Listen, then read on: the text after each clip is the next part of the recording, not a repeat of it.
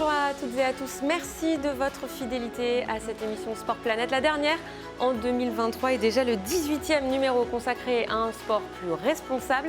Nos invités sont là, ils sont prêts, vous les attendez, voici le sommaire de cette émission. Le déplacement des spectateurs, des supporters pour un événement sportif vient souvent plomber son bilan carbone. Stadium Go, plateforme de covoiturage, apporte une solution. Son cofondateur, Olivier Lega, est avec nous. La saison d'hiver a débuté il y a quelques semaines. Y aura-t-il assez de neige cette année pour qu'elle batte son plein? Et en même temps, faut-il souhaiter que des hordes de touristes envahissent la montagne? On en parle avec Sébastien Moira de l'association Mountain Riders. Bonjour. Elle est modèle, danseuse, auteure, réalisatrice et apnéiste. L'océan est son terrain de jeu et c'est à travers une démarche artistique qu'elle alerte aujourd'hui et veut le protéger. On est très heureux d'accueillir Julie Gauthier. Et bonjour à tous les trois, merci infiniment d'avoir répondu à l'invitation de ce 18e numéro déjà de Sport Planète. Pour débuter, c'est avec vous Olivier, on va parler de Stadium Go, cette plateforme de covoiturage qui a été imaginée, créée en 2019. Quelle est l'idée qui vous amène avec Romain Lauvergnat, l'autre fondateur, à créer Stadium Go ? En fait, Stadium Go, c'est une plateforme de covoiturage pour aller au stade entre supporters. Et en fait, l'idée vient du fait qu'on prenait beaucoup de Blablacar, sans les citer, pour se rendre au stade. Vivant à Paris, supportant des clubs dans le sud de la France. Donc on devait beaucoup se déplacer. Les horaires de train aussi finissaient plutôt avant le match, donc assez tôt. Et on a décidé de créer notre propre plateforme puisqu'on ne se retrouvait pas, par exemple, avec Roger, 67 ans, dans un Blablacar qui va vous répéter que Mbappé est trop payé pour courir après un ballon. Donc il faut créer finalement une plateforme dédiée au sport avec cette idée de partager entre supporters et puis avec cette envie aussi d'être un petit peu plus responsable dans les trajets. Oui, tout à fait. En fait, on a 3 objectifs. Donc on souhaite réduire l'empreinte carbone des supporters qui représente en Europe, selon une étude, plus de 60% du bilan carbone d'un club de foot. Le second, c'est améliorer l'accessibilité, puisque en moyenne, pour aller voir un match de foot en France, on passe 45 minutes dans les bouchons, puisque les personnes sont moins de 2 en moyenne dans la voiture. Donc si on fait du covoiturage, on réduit drastiquement le nombre de voitures. Et enfin, le dernier, c'est partager un moment entre passionnés, parce qu'on sait qu'on voyage soit avec des supporters du même club, soit avec des personnes qui partagent au moins la même passion que nous.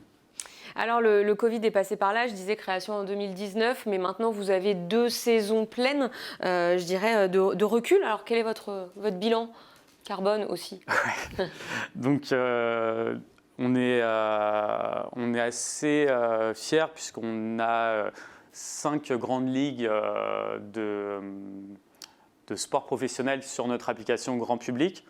On atteint bientôt les 20 000 utilisateurs. Donc, par exemple, je ne sais pas, vous êtes fan de l'Olympique Lyonnais, vous pouvez proposer un covoiturage pour vous rendre au Groupama Stadium.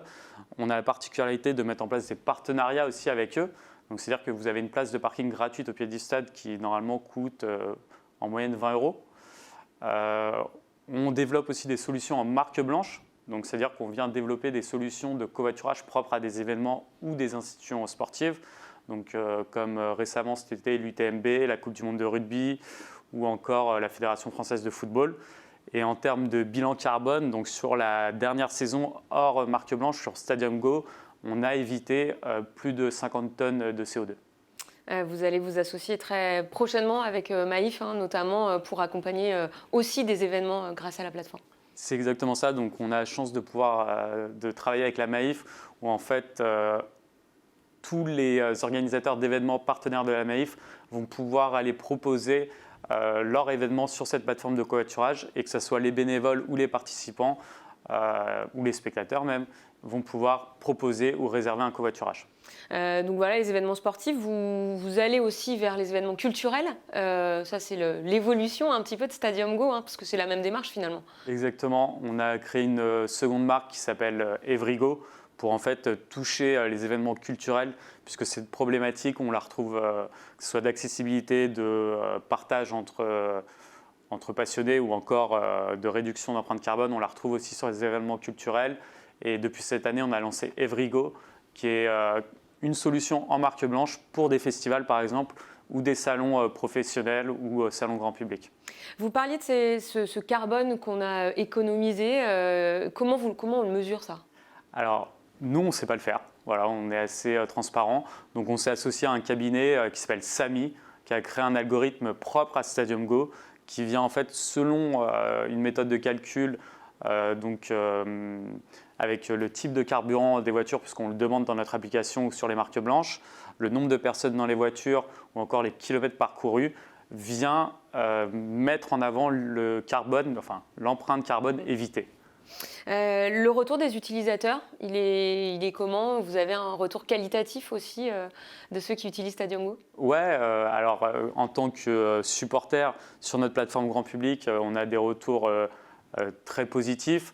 Sur l'événementiel aussi, puisque on le voit, par exemple, on a travaillé avec un festival cet été qui s'appelle Beauregard à côté de Caen, à Hérouville-Saint-Clair.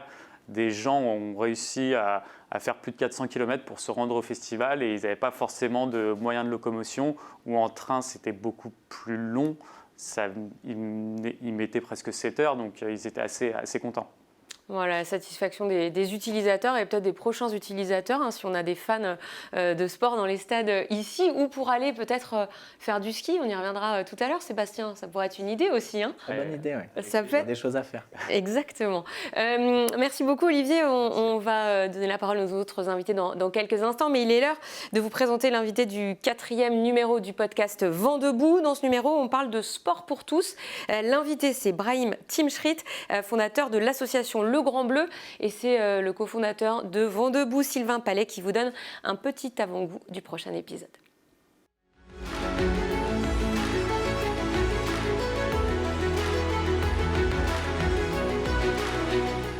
Quand on évoque les quartiers nord de Marseille, on pense souvent au point de deal, au désengagement de l'État et au logement insalubre. On oublie souvent que ces quartiers sont à 2 pas de la mer Méditerranée et de son cadre magnifique.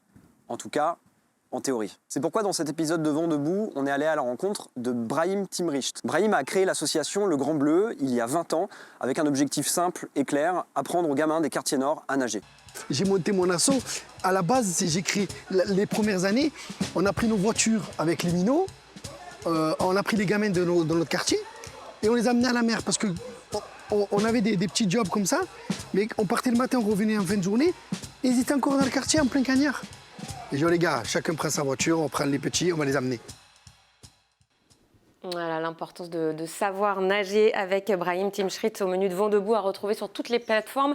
Début janvier, vous vivez au bord de la mer. C'est un vrai enjeu, ça, Julie, d'apprendre aux enfants à nager, même lorsqu'ils sont tout près de l'eau, parce qu'il y en a quand même pas mal qui ne savent pas nager. Mais tout à fait, c'est hyper important, ne serait-ce que pour les dangers et aussi pour la connaissance. Voilà, on connaît mieux un milieu quand on le pratique, et quand on le pratique et qu'on l'aime, là, on a envie de le protéger. Donc ça me paraît être essentiel. Eh bien voilà, il faudra écouter Vent debout à partir du mois de janvier. C'est parti maintenant pour notre Zoom Éco consacré ce mois-ci à la montagne.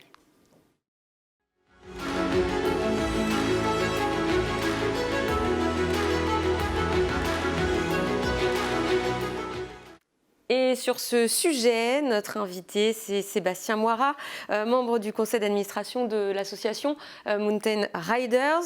Merci beaucoup d'être là, Sébastien, et de ne pas être allé ramasser des choux. Ça, c'est le message de votre répondeur. Tout à fait, c'est mon autre vie. Votre autre vie. Travailler dans les jardins, ouais. de la nature. Mountain Riders, une association d'éducation à la transition écologique fondée en 2001. Plus de 20 ans que cette association œuvre donc pour les montagnes. Si vous deviez les décrire, ces montagnes, aujourd'hui, vous diriez quoi ? C'est un milieu qui est en pleine mutation. Voilà, le dérèglement climatique n'est plus approuvé et on est vraiment sur un terrain où ça se voit tout de suite parce que dès qu'on va monter, on a souvent cette image de l'isotherme zéro qui est un peu la limite où après on va avoir de la neige, l'eau va se transformer en neige et donc du coup on va avoir de la neige. Et voilà, typiquement là il va neiger dans les Pyrénées, 50-80 cm de neige attendue, sauf que quelques jours plus tard l'isotherme zéro il est à 4000 mètres d'altitude et il n'y a pas de montagne au niveau de 4000 mètres dans les Pyrénées, donc en fait tout ce qui va neiger va fondre et du coup par rapport à ces activités de montagne où on est sur à l'origine quand même une grosse activité de ski là, sur les 50 dernières années, ça modifie complètement l'économie. C'est un territoire qui bouge et en même temps, c'est un territoire qui est très très riche. Il y a de la vie sauvage, il se passe plein de choses. Il y a un monde agricole derrière. C'est pas que des pistes de ski, c'est des alpages, c'est plein de choses comme ça. Et justement, essayer de trouver la meilleure évolution de ces territoires face à tous ces enjeux et à tous les dérèglements qui en découlent. Je pourrais être encore plus exhaustif. Et qu'on constate avec cette fonte des neiges, ces déchets qu'on voit de plus en plus haut, bas, dans la montagne, enfin partout finalement. Oui, alors ça c'est l'origine même de l'association, effectivement. On a commencé sur le modèle un petit peu de Surfrider aussi, qui faisait ça justement sur les plages, qui ramassait les déchets en mer. Voilà, c'est une association dont on est assez proche. Et on a commencé comme ça à ramasser, en fait, à faire le constat qu'à la fonte des neiges, on retrouve des tonnes de déchets, en grande partie des déchets plastiques aussi, ce qui fait un peu écho à ce que vous faites. Et du coup, ça a commencé comme ça, juste la volonté de nettoyer la montagne qui était notre terrain de jeu et de se dire non, pour nous c'est pas acceptable, ça reste un milieu naturel et c'est pas parce qu'on y a une activité humaine dessus qu'on est forcément obligé de la dégrader. Donc on a commencé par des ramassages de déchets et puis après on a évolué petit à petit sur de l'accompagnement de territoire et de l'ensemble des acteurs sur le territoire de montagne. On va y revenir dans un instant à cet accompagnement au plus près des territoires qui doivent évoluer. Vous l'avez dit, le dérèglement climatique, maintenant on sait, il est là et il faut qu'on agisse. Et d'ailleurs, quand on regarde le monde du sport, l'actualité montre chaque jour que ce dérèglement climatique, il a des conséquences, notamment sur le sport de haut niveau. Vous avez suivi que le début de la saison de ski, notamment, a été chamboulé. Cette première étape du circuit du côté de Zermatt-Cervignat, avec une étape annulée l'an dernier parce qu'il n'y avait pas de neige. Cette année, parce qu'il y avait un enneigement suffisant, mais beaucoup de vent, etc., qui ont entraîné l'annulation des compétitions. Et aujourd'hui, peut-être la nouveauté, parce que finalement, des annulations de course, il y en a toujours eu, ce sont que des champions prennent position. Ça a été le cas d'Alexis Pinturo, par exemple. Est-ce qu'on a finalement aujourd'hui besoin d'eux pour aller encore plus loin, encore plus vite, et pour faire notamment évoluer ces calendriers un peu fous? Je pense que toute voie est bonne à prendre. Je veux dire, j'aime beaucoup l'approche de Julie sur le côté artistique. Le fait que des sportifs de haut niveau prennent les enjeux en main aussi, c'est très bien. C'est une autre voie parce que nous, on est sur la voie du citoyen concerné qui est sensibilisé parce qu'il voit le milieu et qu'il aime le milieu. Mais derrière, d'avoir des voix qui portent encore plus, elles sont toujours les bienvenues. Donc toute personne qui aujourd'hui prend conscience et prenne position face à ces enjeux et face à tous les questionnements qu'il peut y avoir, ça restera toujours profitable. Ouais. Est-ce que vous, qui êtes au plus près des territoires, vous voyez des stations qui font encore l'autruche? Le Kourou d'Alexis Pinturo, c'était sur ce glacier qu'on a essayé d'aménager pour que cette compétition se tienne. Est-ce qu'il y a encore des endroits où on se dit tant pis la planète, nous on met de la neige artificielle, on fait en sorte qu'on puisse accueillir le monde, et où est-ce que finalement aujourd'hui vraiment on a un peu plus de bon sens et de raison? Ça existe toujours. Après, nous, ce qu'on aime bien, c'est mettre en avant les initiatives qui sont portées et c'est surtout de montrer qu'il se passe vraiment des choses. Après, on peut toujours, parce que derrière, il faut aussi voir que c'est un modèle économique qui dépend aussi d'activités de personnes qui travaillent, qui vivent. Donc, il y a ces deux dynamiques qui sont trouver un bon équilibre entre les consciences écologiques et les consciences sociales aussi, parce que voilà, toute modification ne se fait pas en un claquement de doigts, même si on a une prise de conscience. Donc, on ne peut pas dire, heureusement ça évolue, on n'est plus dans une vision stratégie de l'autruche à 100%, on voit bien les impacts, ils sont aussi économiques derrière, s'il n'y a pas de neige, les remontées mécaniques qui tournent à vide, ça ne sert à rien. Et ça aujourd'hui c'est factuel et on le voit, donc il y a on est de moins en moins dans ce schéma-là. Après, il y a encore un gros chemin à faire pour transformer la montagne et qu'on n'aille plus au ski, mais qu'on aille à la montagne. Dites-nous justement comment vous les aidez, ces stations qui vivent du ski, qui vivent du tourisme, mais qui doivent opérer une transition. Alors, je reprends un tout petit peu l'historique des ramassages de déchets. En parallèle, on fait de la sensibilisation grand public et de la sensibilisation en lien avec les enfants. Comme on a pu le voir tout à l'heure, où ils partaient à la mer, les enfants. Nous, c'est pareil, on emmène les enfants en montagne. Comme on l'a dit, comme Gilles l'a dit tout à l'heure, rien de tel que d'être dans le milieu pour prendre conscience des enjeux Et on est à 60 nuitées cette année avec des classes dans la montagne. Donc on fait vraiment des igloos, on dort sous la neige. Voilà, c'est réel. Vous le faites qu'avec les enfants ou on peut venir nous aussi dormir dans les igloos? Alors, c'est ce que je dis. Moi, je suis en fonction support de l'association, donc il faut voir ça directement. Mais j'ai déjà accompagné des initiatives qui venaient d'écoles et de personnes qui partaient à la montagne depuis Paris. Et du coup, on montait un projet avec les salariés de l'association en territoire, justement. Donc, tout est imaginable. Pourquoi pas toute l'équipe de Sport Planète qui pourrait partir faire un voyage avec Mountain Riders. Ça serait une bonne idée. On y pense. Parlez-nous un petit peu de Flocon Vert, ce label que vous avez justement construit au fil des années pour un peu valoriser les actions des stations. Tout à fait. En fait, c'est toujours dans cette historique. On faisait un éco-guide en parallèle de tout ça. On allait voir les régies de remontée mécanique, on allait voir les mairies, on allait voir les offices du tourisme et on leur présentait un petit quiz sur leurs engagements environnementaux. L'idée, c'était de mettre en avant les initiatives. La grande phrase et la philosophie de l'asso, c'est de sensibiliser sans moraliser. Donc, on allait à la pêche de la bonne info. Peut-être qu'il y en a qui font l'autruche, mais il y en a aussi plein de gens qui font les choses bien. Stadium Go va être un très bon allié pour tout ce qu'il y a à faire derrière, justement sur les transports.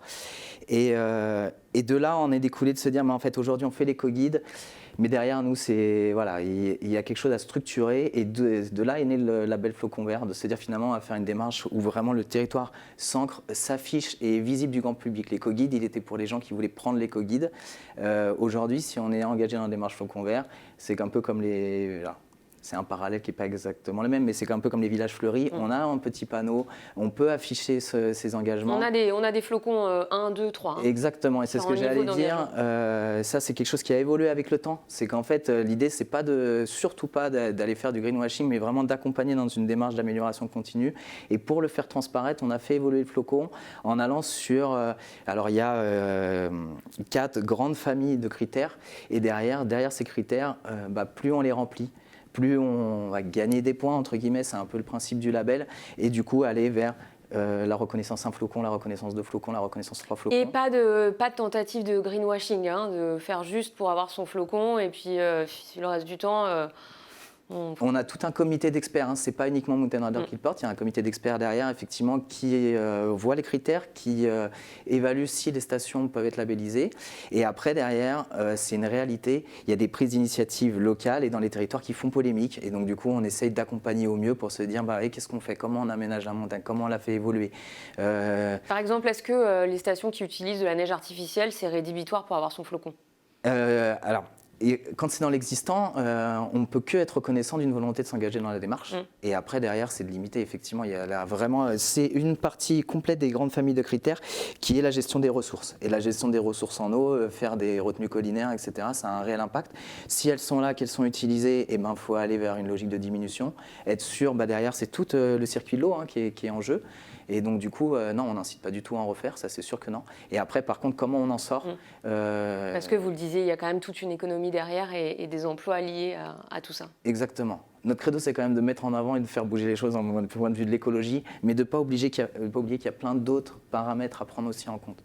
Alors, on est vraiment motivés, hein. On veut que les territoires soient force de transition et évoluent, mais derrière, on est conscient que derrière, il y a des gens, et derrière, dans les gens, il y a tout ce qui va aussi à côté. Merci d'être venu témoigner en tout cas, et dans cette émission on aura évidemment l'occasion de vous reparler des Jeux Olympiques et Paralympiques Alpes 2030 qui posent évidemment quelques questions, mais on vous en reparlera dans quelques temps. Et avant de donner la parole à Julie Gauthier, parce qu'il a fait un peu de teasing, Sébastien, ils ont discuté avant, donc il vous laisse un peu entendre ce qu'elle fait, mais on va en parler dans quelques instants, juste après les infos en bref.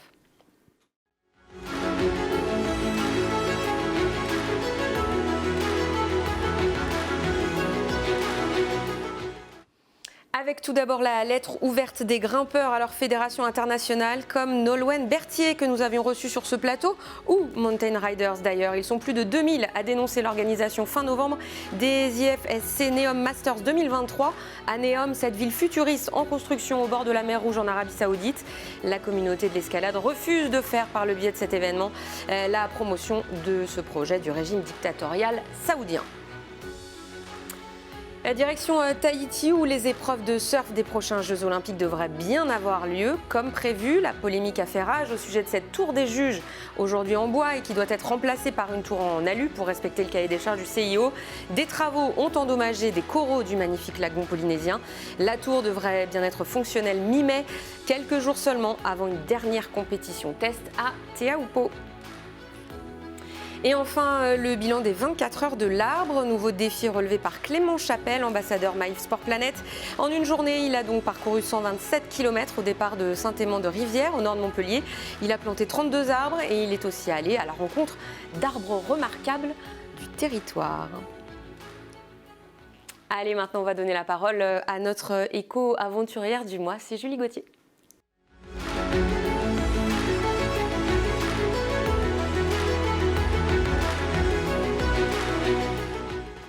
Et Julie, merci beaucoup d'être avec nous. Je le disais tout à l'heure, modèle, danseuse, apnéiste, auteure, réalisatrice. J'ai tout bon ? Oui. Dans l'ordre, dans le désordre ? C'est pas important. C'est pas important. Tant de vie, en tout cas, en une seule. Et merci de nous en raconter un petit morceau aujourd'hui. Vous plongez depuis vos 11 ans sur les traces de votre papa, je crois. Qu'est-ce qui vous a apporté ce monde sous-marin pendant toutes ces années ? C'est un deuxième monde pour moi. Il m'a apporté, comme le monde terrestre m'apporte beaucoup, mais en tout cas, il m'a apporté beaucoup de douceur et d'apprentissage de la lenteur. Voilà, l'océan est un élément contre lequel on ne peut pas se battre et qui vous oblige à être extrêmement respectueux et à ne pas aller vite. Donc je reprends ça avec moi sur Terre aussi. Voilà, un peu de calme. En tout cas, rien que de l'entendre, ça apaise un petit peu. Vous avez pratiqué l'apnée en compétition avec des records, notamment en poids constant. Vous descendiez, donc ça veut dire pas loin d'une corde, mais sans la toucher. Hein. Oui, c'est ça. En fait, on descend, la corde, c'est la ligne de vie. On descend avec un poids qu'on est obligé de remonter. Donc, en fait, c'est juste une ceinture de plomb. Et on descend à la palme et on remonte à la palme. Palme quand je suis dans l'eau et les chaussons quand je suis sur Terre. Donc, la danse a toujours aussi fait partie de ma vie. Comment on danse sous l'eau ? Comment on danse sous l'eau ? En fait, on essaie de transformer tous les codes de la danse sur Terre. Donc on les utilise, mais on les transforme, parce que comme je disais tout à l'heure, danser sous l'eau, pour moi, ça veut dire utiliser le sol. Quand on est sur Terre, on veut s'envoler et en fait on est tout le temps rattrapé par le sol, et à l'inverse, quand on danse sous l'eau, on est toujours happé par la surface, par la pesanteur, et on essaie plutôt de rester au fond. Donc c'est une espèce de combat pour garder la fluidité et la beauté du mouvement terrestre, mais de l'amener sous l'eau. Alors cette danse, elle vous a aussi amené à être réalisatrice, ou c'est l'inverse ? C'est l'inverse. En fait, j'ai arrêté ma carrière d'apnéiste professionnelle et je cherchais un peu ce que je voulais faire de ma vie. Et je ne voulais pas abandonner ce talent que j'avais de retenir ma respiration. Et en fait, un jour, un an après avoir arrêté ma carrière, on m'a mis une caméra entre les mains. Et j'ai fait un premier film qui s'appelle Free Fall, qui a fait le tour du monde, qui a été un buzz mondial. Et je me suis rendu compte que je pouvais faire ça. Je pouvais ramener des images, je pouvais raconter des histoires, tout en utilisant cette capacité à retenir ma respiration. Alors, vous avez notamment fait Narcos avec Guillaume Néry. C'était un film sur l'hallucination des plongeurs, des clips sous-marins, de Zazie à Beyoncé. Oui. Ça va être une sacrée belle expérience. Et puis des documentaires sur différents thèmes, et je dirais de plus en plus engagés. Il y avait un documentaire sur les femmes aussi pour la planète. Et puis, dernièrement, cette campagne Sick of Plastic pour dénoncer le plastique dans le dernier film Bakelite. Il y a eu l'envie, avec le temps, de donner un sens à tout ça ?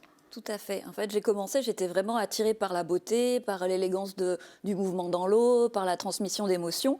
Et plus ma carrière a grandi, plus j'ai vu que je touchais les gens et que je les amenais à avoir des questionnements, à se rapprocher du milieu. Je me suis dit qu'il fallait vraiment que j'ai un discours plus engagé et plus tranché. Et donc Bakelite, c'est mon premier vraiment film engagé avec une thématique qui est la pollution plastique. Ouais, dans ce film, on vous voit lutter face à un monstre qui vous défie finalement, parce que vous le constatez, ce plastique, il est partout.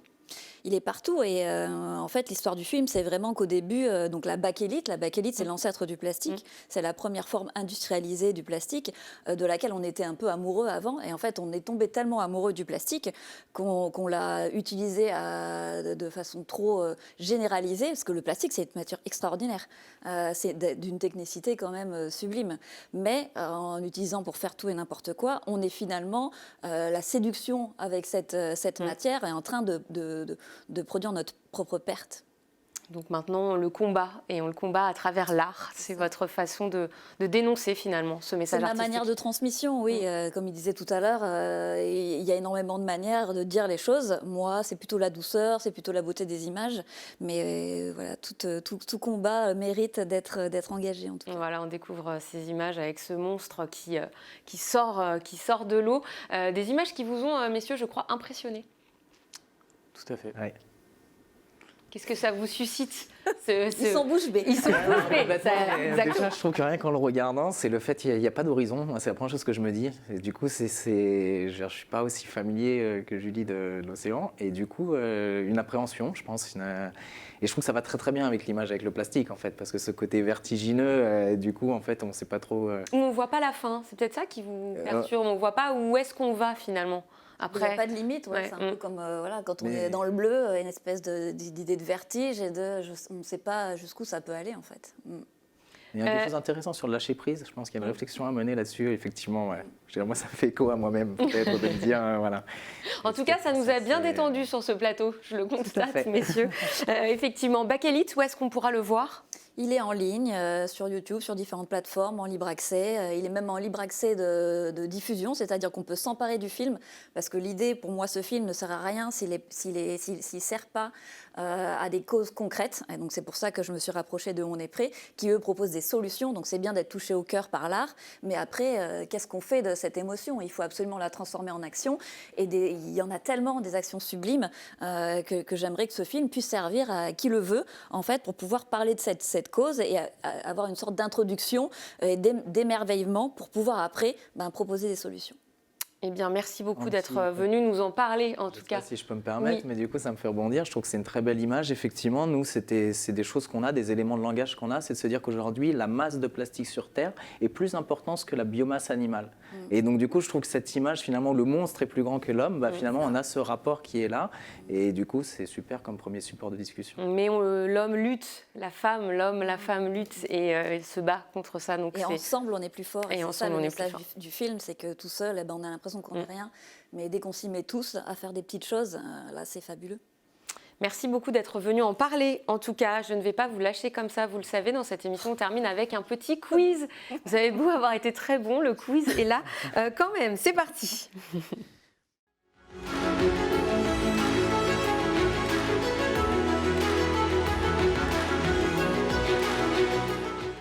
Et la première question, elle est spécifiquement pour Sébastien. Ou pas du tout. Qui a dit « Le sujet du réchauffement climatique n'est pas nouveau. J'ai vécu l'ensemble de ma carrière avec le manque de courage d'arrêter le ski pour ces raisons ».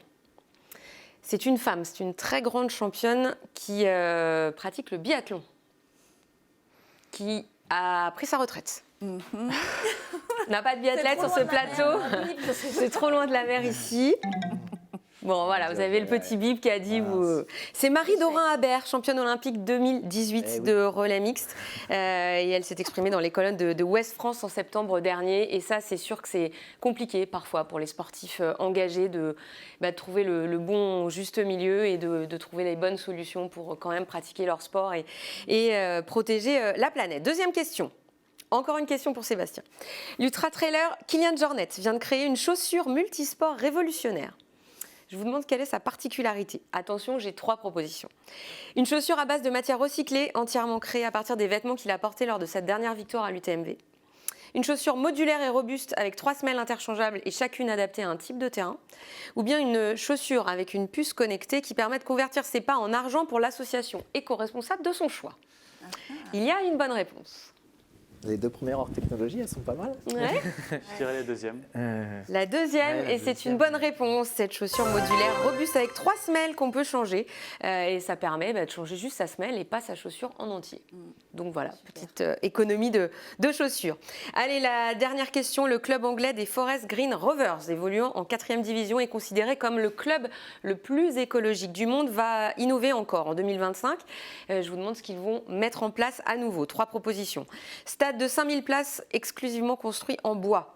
Des bons de réduction sur la buvette pour les supporters qui viennent en transport en commun ou en vélo, ou avec Stadium Go, on peut le dire. Et des formations aux enjeux climatiques pour les jeunes du club. Alors, J'ai la réponse. ouais. C'est la réponse 1. C'est la réponse. Il est très très bon, hein, très très bon. Effectivement, stade de 5000 places, quasi exclusivement construit en bois, qui s'appellera l'Ecopark. Ouais, un club très engagé avec qui on aimerait beaucoup travailler. Ah bah voilà. Voilà. Peut-être. On leur enverra le lien de l'émission. On ne sait Avec jamais. plaisir. On dira qu'on a parlé d'eux. Merci en tout cas d'être venus. On vous souhaite plein de belles choses dans vos aventures respectives. Nous, eh bien, on se quitte en cette fin d'année 2023 et on va se retrouver évidemment en pleine forme en janvier pour un nouveau numéro de Sport Planète. À très vite.